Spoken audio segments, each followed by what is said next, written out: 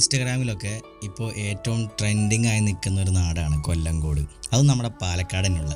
അതിനുള്ള കാരണം നിങ്ങൾക്ക് എല്ലാവർക്കും അറിയാലോ. നമ്മുടെ ഇന്ത്യയിൽ തന്നെ ഏറ്റവും മികച്ച 10 മനോഹരമായ സ്ഥലങ്ങളിലൊന്ന് കൊല്ലങ്കോട് എന്ന് പറഞ്ഞ സ്ഥലത്തിന് സ്വന്തം.